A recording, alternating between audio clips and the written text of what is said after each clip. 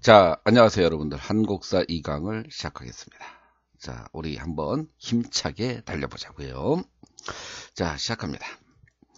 자, 여러분들, 우리가 이번 째 단어는 무엇을 이야기할 거냐면, 지난 시간에 여러분들 우리 선사시대를 이야기를 했습니다. 선사시대 중에서도 구석기와 신석기를 이야기했습니다. 우리 구석기 시대 같은 경우에는 뭐 여러분들 그렇게 크게 문제되지는 않죠. 수렵, 어로, 제재. 자연에 의존한 경제 활동이 이루어지다 보니까 뭐 여러분들 먹거리 떨어지면 그냥 이동해야 되는구나. 그래서 이동하니까 당연히 어떻게 되겠어요? 힘 들여야 될 이유가 없죠. 그래서 자연적인 동굴, 그래서 주로 석회암 동굴에서 여러분들 살다가 떠나는 겁니다. 그리고 뭐 강가 같은 데서 여러분들 대충 집 짓고 살다 끝나는 거예요. 그냥 별로 어렵지 않잖아요. 그렇죠? 그리고 이동하는구나. 아이고, 무리를 지었네. 그리고 여러분들 종교 생활이 본격화된 것은 아니지만 어떤 종교에 대한 인식, 어떤 바램은 담겨지기 시작했음을 보여주고 있었습니다. 자, 그런데 반해서 이제 우리 신석기 시대는 자, 여러분들 농사를 짓기 시작을 합니다. 목축이 행해지고 있습니다. 물론 그렇다고 해서 여러분들 수렵어로 채집이 없는 건 아니죠. 지금도 여러분들이 잘 알다시피 오늘날도 수렵어로 채집을 하고 있습니다. 뭐 당연히 자, 삶의 변화가 왔겠죠. 드디어 여러분들 정착을 합니다. 아무래도 농사 짓기 좀 편한 곳, 강가나 해안가 쪽에 살아가는 거고. 자, 이래서 농사를 짓게 되니까 이제 머물렀죠. 그래서 음집을 짓고. 그리고 자, 꼭 기억해 두셔야 됩니다. 아직까지는 조피수수 처먹고 남는 게 없다고 이야기를 했습니다. 거의 없어요. 그러다 보니까 잉여 생산물이 없다는 얘기는 가진 자와 못 가진 자가 아직 구분이 될 이유가 없죠. 구분이 될 수가 없습니다. 그래서 모여 사는 그 단위가 피를 나는 사람들끼리 모여 살 수밖에 없고 시족 단위의 공동체 사회, 즉 시족 단위의 부족 사회가 이루어지는 겁니다. 물론 뭐 여러분들 구석기 시대보다는 조금 더 종교 생활이 이제 본격화되는 모습도 보여주겠죠. 비에 대한 믿음, 하늘에 대한 믿음, 태양에 대한 믿음, 그리고 나름대로 동물에 대한 숭배의식, 그리고 무당이 그런 나름대로 구술하는 이와 같은 샤머니즘도 등장을 하죠. 그래서 여러분들 신석기 시대는 인류 역사에 엄청난 변화를 가져오게 된 결정적인 사건이 바로 뭐가 됐어요? 농경과 목축이라는 역사적 사실이 결국 엄청난 인류의 변화를 가져오는 결정적인 사건이라는 건 절대로 잊지 말라고 이야기를 했습니다.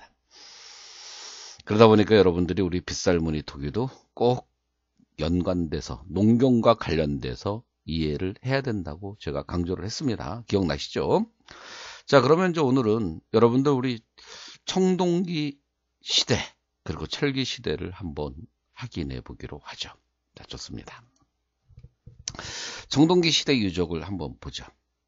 청동기 시대 유적은 아마 가장 많이 들어본 게 아마 강화도 부근리에 특히 고인돌에 대한 이야기를 많이 들어봤을 겁니다. 그리고 우리나라는 또 고인돌이 엄청 많아요.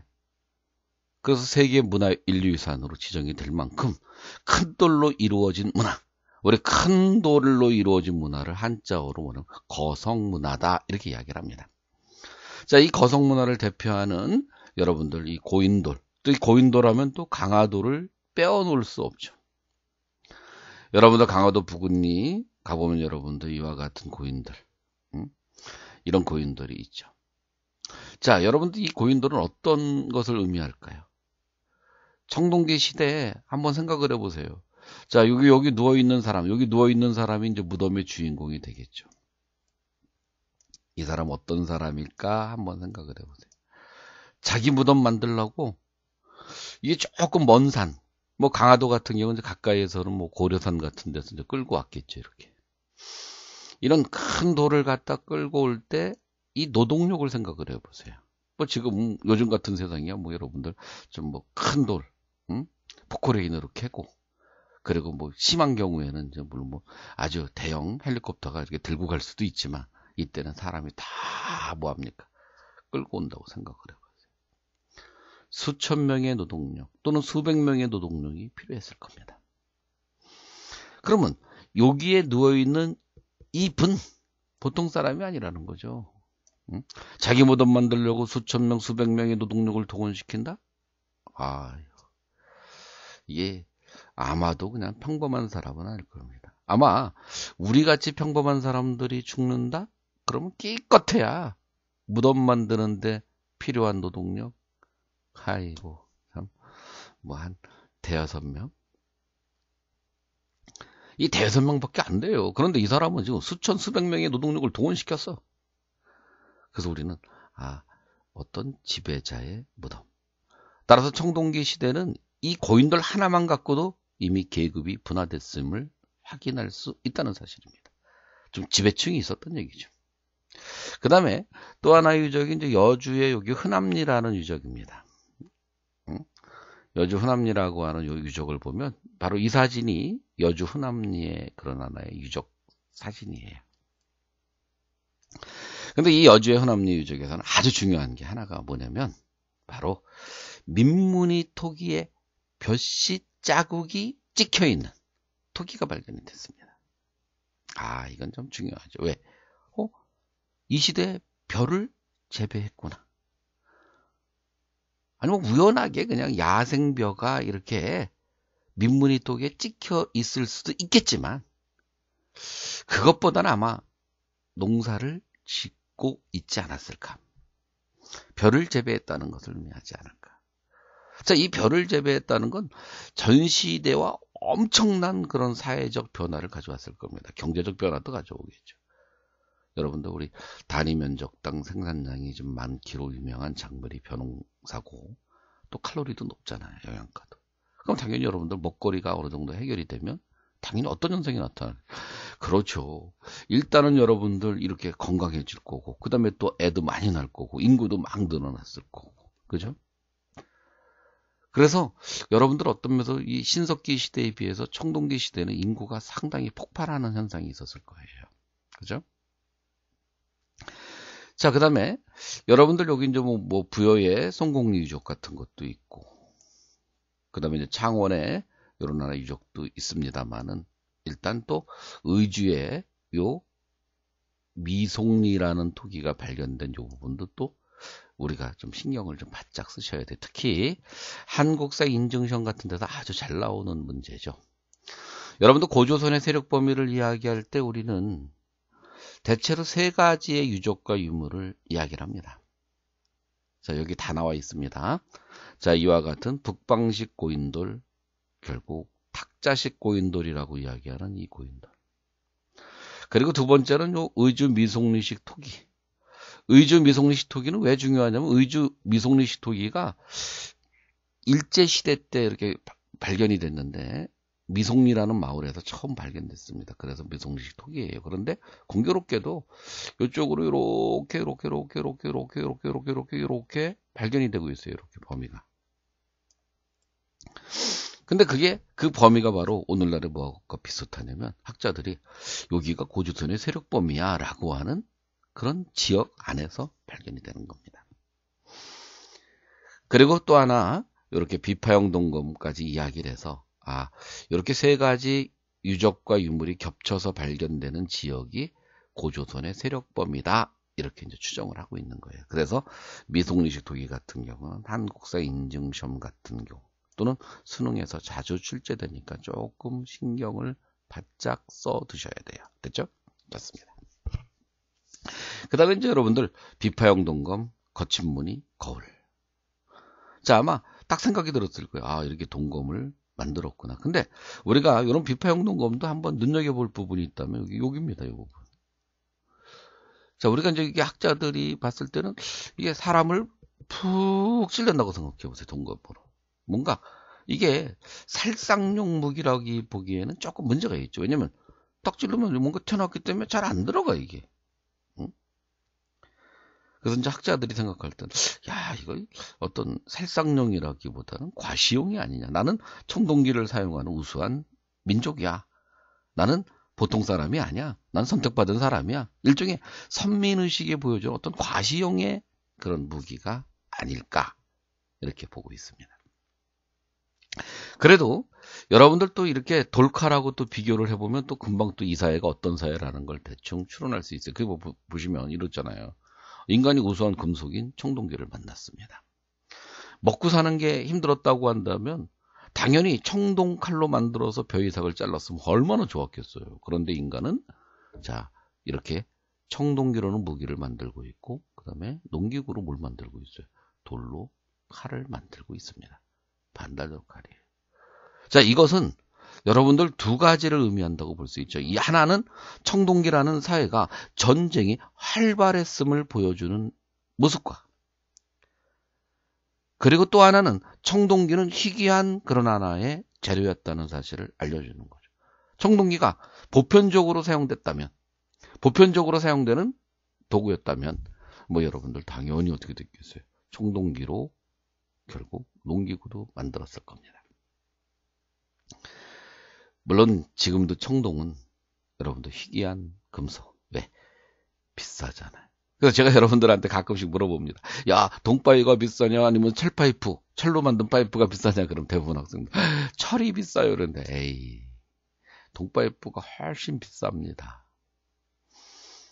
그래서 여러분들 우리가 가끔씩 요즘은 이제 그런 일이 거의 이렇게 없는데 옛날에 여러분들 이렇게 이 동으로 만든 그런 전기선 끊어다가 팔아먹는 사람들 여러분들 잡히는 경우가 가끔씩 뉴스에서 나오죠. 그만큼 동파이프는 생각보다 많이 비쌉니다. 자, 그러면 이런 유적과 유물을 이제 확인했어요. 그러면 이런 유적과 유물을 통해서 역시 청동기 시대 사회 모습을 추론해야 되겠죠. 여러분들 이 PPT의 내용은 여러분들 아까 다시 이야기했던 바로 청동기 시대 유적과 유물을 정리한 건데, 자, 일단 우리나라는 기원전 20세기서부터 1500년경에 이렇게 청동기가 이렇게 들어왔다고 보고 있습니다. 자, 그런데 내가 여러분들한테 좀 한번 이렇게 생각을 한번 좀 했으면 하는 것이 이렇게 보세요. 우리나라 청동기가 어떻게 전해졌을까? 자, 이제 여기 마우스로다가 지금 우리나라 지도를 그리는 겁니다. 자, 여러분들 이 청동기가 이쪽으로부터 이렇게 들어와요. 그래서 우리는 청동기가 북방 지역으로부터 들어왔다. 이렇게 청동기가 북방 지역으로 들어왔음을 보여주는 결정적인 그런 하나의 증거물이라고 그럴까요? 이런 증거물이 아까 이제 제가 이야기했던 비파형 동검이 되는 겁니다.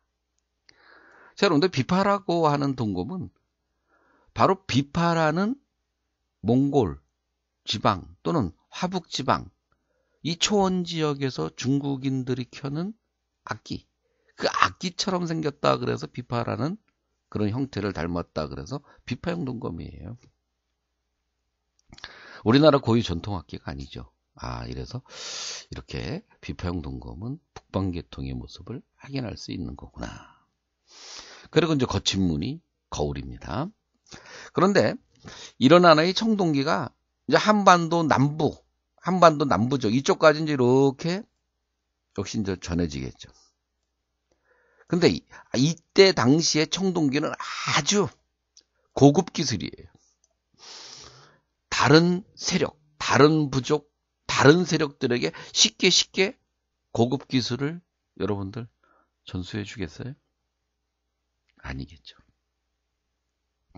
이것이 어떤 선민 의식을 보여주고 자기들이 특별한 존재라는 것을 과시할 수 있는 그런 하나의 도구인데 그거를 만드는 제작 기술 다른 부족한테 이거 만들어봐 이렇게 했어요? 아예 안 그러겠죠.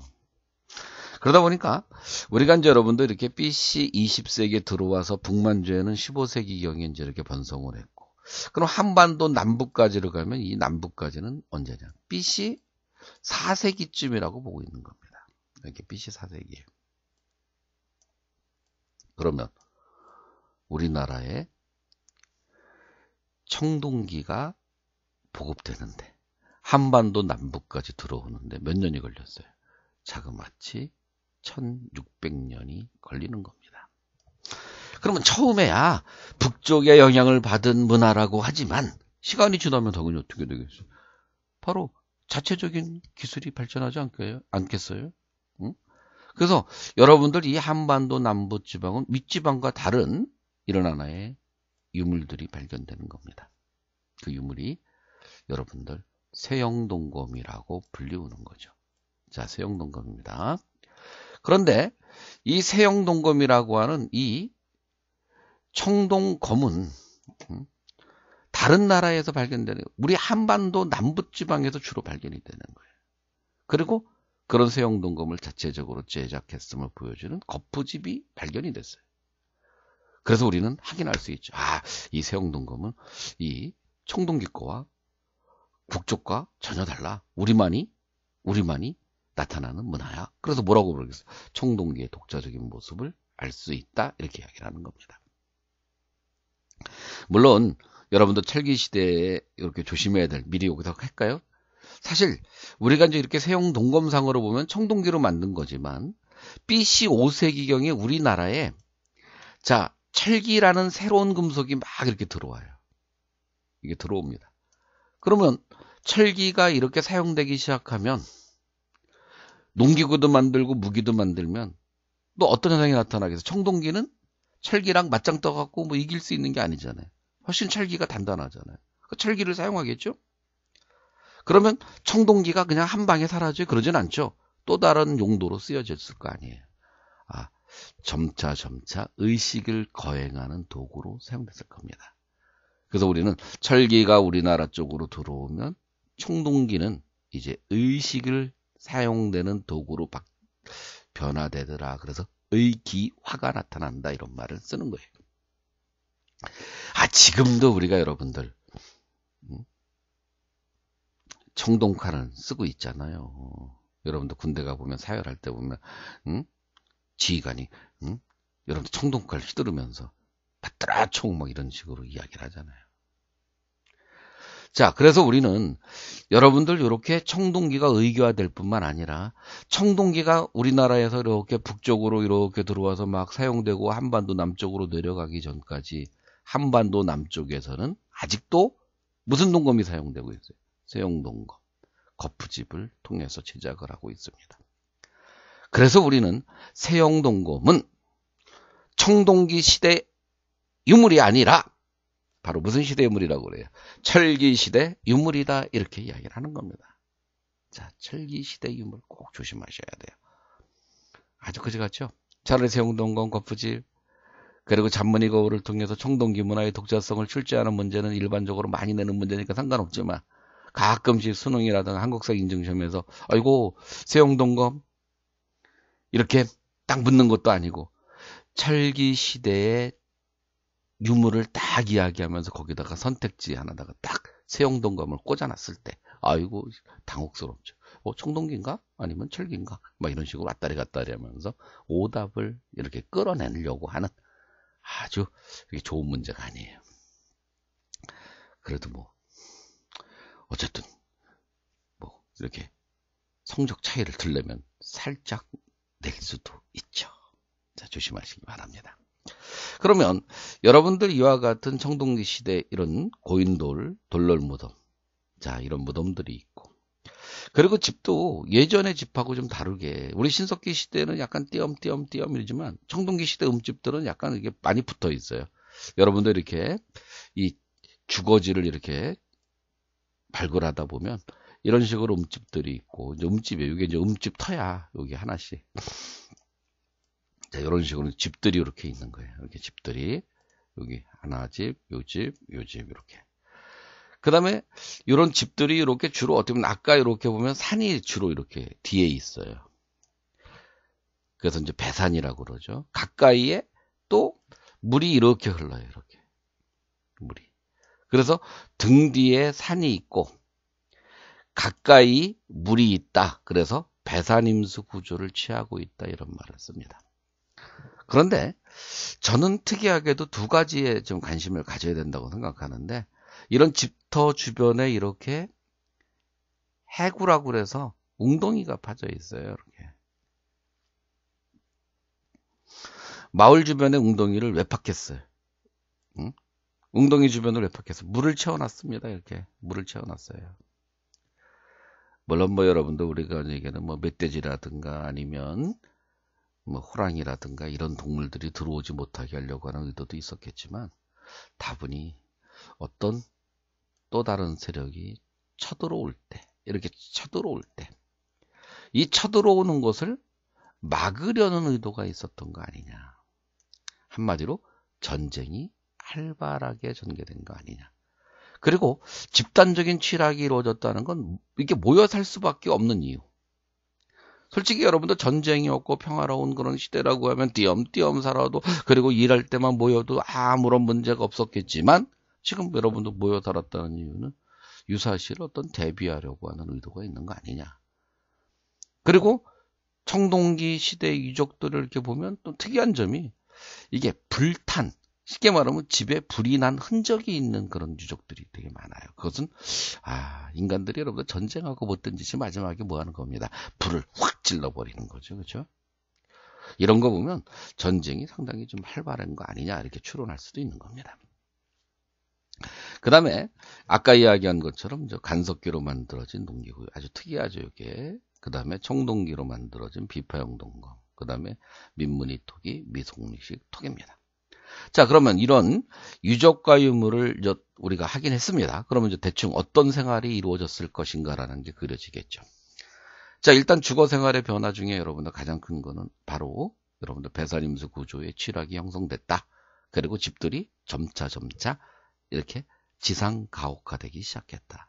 그러니까 청동기 시대는 여러분들 거의 한 80cm에서 1m 정도 들어갔다면, 바로 청동기 시대는 한 30cm 정도 들어가다가, 이제 조금 더 오래가면 청동기 시대 후기하면 거의 지상화될 거다. 그 다음에 철기 시대는 완전히 이제 지표면으로 올라오죠. 자, 인간이 이제 서서히 자연환경을 극복하는, 그래서 우리가 조금 유식한 말로 뭐라고 그래요? 환경을 극복해가고 있네. 환경 가능론. 이런 얘기를 하죠, 지리학에서. 그럼 좋아요. 자, 그러면 이와 같은 그런 하나의 모습을 통틀어서 딱 보면 느낌이 딱 들죠. 이런 현상을 가져다 준 것은 다 이렇게 본격적인 농경.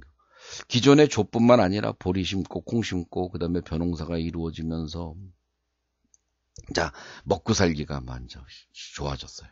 인구도 많이 늘어나고 잉여 생산물도 많이 나타났습니다. 그러면 이런 잉여 생산물을 놓고 서로 쌈박질하다 보니까 전쟁이 되게 활발했을 것이다. 전쟁이 활발하면 당연히 지배자도 등장했을 것이다.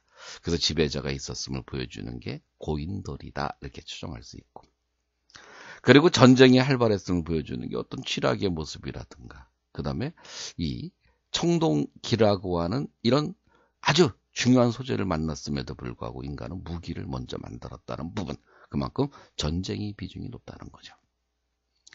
그러다 보면 당연히 남자들과 여자들의 역할이 분업화됐을 거고, 그리고 끊임없는 전쟁을 하게 됨으로 인해서 결국 보이지 않게 어떤 지배자와 피지배자, 지배자들은 자기들의 힘을 과시하기 위한 논리를 만들어내겠죠. 나는 너랑 달라. 나는 이미 하늘로부터 선택받은 사람이기 때문에 너를 지배하는 건 당연해. 이런 논리를 만들어내지 않을까? 이런 사상을 우리는 바로 선민사상이라고 이야기를 하는 거고, 바로 하늘과 연결시켜, 나는 하늘의 후손이야. 너는 인간의 아들이지만 나는 하늘의 후손이야. 천손사상이 나타나죠. 그리고 그들은 자기들의 기득권을 항구적으로 유지하고 싶을 겁니다. 그러다 보면 당연히 어떻게 되겠어요? 강력한 조직을 만들어내겠죠. 그 강력한 조직이 바로 국가라는 조직입니다. 그래서 우리가 청동기 시대에서 가장 중요한 거는 국가 탄생이에요. 국가가 탄생한다는 얘기는 이미 지배와 피지배, 빈부의 격차가 생겨났다는 거예요. 따라서 지배자들과 부자들은 자기들의 기득권을 유지하기 위한 일환으로 국가라는 조직을 만들어서 결국 고조선을 만들었다고 보는 겁니다. 그래서 여러분들 청동기 시대 모든 문제는 국가 탄생과 연관돼서 출제하는 거예요. 그럼 지금 딱 정해졌잖아. 구석기는 무리를 지어가고, 그 다음에 신석기 시대는 농경과 목축, 그래서 신석기 혁명이라고 하는 거. 청동기 시대는 지배와 피지배, 결국 국가 탄생까지 쫙 연결되잖아요. 자, 그 다음에 여러분들 이와 같은 그런 하나의 청동기 시대를 이어서 새로운 시대를 보여줍니다. 여러분들 청동기보다는 여러분들 쉽게 주변에서 구할 수 있고, 물론 철기가 여러분들 이렇게 어떤 금속이 녹는 온도가 훨씬 높기 때문에 청동 공기보다 높죠. 그만큼 여러분들 이렇게 이 온도를 높일 수 있는 기술을 얻었기 때문에 철기를 사용하기 시작하는 거예요. 청동기보다 훨씬 단단하죠. 쓰임새가 훨씬 많아집니다. 자, 이러한 유적들이 여러분들 우리가 흔히 하기에는 너무 많아요. 그러니까 굳이 여러분들 지도로 확인해야 될 일도 없습니다. 곳곳에 다 있어요. 그 중에 대표적인 그런 하나의 또 유적 그러면 무덤. 그래서 이와 같은 항아리로 만든 동무덤이라든가 또 널무덤 같은 것들이 발견이 됩니다. 그럼 이런 곳에서 이제 발견되는 것들이 바로 청동기로 만들어진 그런 하나의 유물들도 있고 철기로 만들어진 유물들도 있습니다. 철기로 여러분도 무기도 만들고 농기구도 만들어요. 그럼 생각을 해보세요. 전시대에 청동기로 만들었던 무기랑 그리고 돌로 만들어졌던 농기구랑 그리고 지금 철기 시대가 되면서 무기도 철기, 농기구도 철기. 어떤 사회 변화가 크게 일어날 수 있다는 거. 그리고 농업 생산량이 훨씬 더 중대가 될 거라는 거 딱 들어왔죠. 그죠? 그래서 여러분들 아까 제가 청동기 시대 때 이야기했지만 세영동건 겉부집 잔무늬 거울을 통해서 이 세 가지를 통해서 우리는 청동기 문화의 독자성. 그런데 시대가 어느 시대라는데 좀 조심하라 그랬어요. 철기 시대다. 그 다음에 두 번째는 여러분들 이렇게 붓하고 명도전이 있습니다. 붓하고 명도전이 있어요. 자, 이 붓, 명도전 중국으로부터 들어왔다고 보고 있는 겁니다. 중국으로부터. 특히 명도전은 여러분도 우리나라에서 발견됐지만 중국의 춘추 전국시대 돈입니다. 그러면 붓과 명도전을 보면 중국과 우리나라가 교류했음을 보여주는 거고 우리나라에 어쨌든 이렇게 붓을 사용했다는 이야기는 우리나라가 지금 역사시대에 접어들었다는 사실을 확인할 수 있는 거죠. 자, 이해됐죠? 자, 그래요. 그러면 또 여러분들 이렇게 유적과 유물을 봤으면 생활이 이러했을 거다라는 건 추론해 보죠. 자, 여러분들 이와 같은 그런 유적과 유물이 있습니다. 자, 유적과 유물에 대해서 이야기를 했습니다.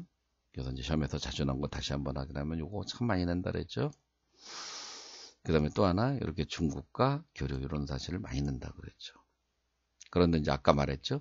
아이고 여러분들 철제 농기 낫이라든가 이런 것들이 전부 다 철기로 만들어져요. 여러분들 농업생산이 훨씬 증가됐을 거예요. 그리고 무기가 이게 장난이 아니잖아 이게. 솔직히 청동기랑 철기랑 맞짱 딱 뜨면 그냥 한 대 팍 치면 어떻게 되겠어요? 그냥 청동기 팍 부러지고 아니면 안 부러지는 거 아니고 확 끼어버리겠죠. 그 다음에 칼 맞는 수밖에 더 있어요. 그럼 당연히 철제 무기를 가진 사람이 훨씬 강력한 힘을 가지겠죠. 그래서 결국 빈부의 격차도 가속화되고 지배와 피지배 계급의 분화도 가속화되고 그리고 부자들과 지배자들은 자기들의 기득권을 막 유지하려고 강력한 힘을 만들어냈을 겁니다.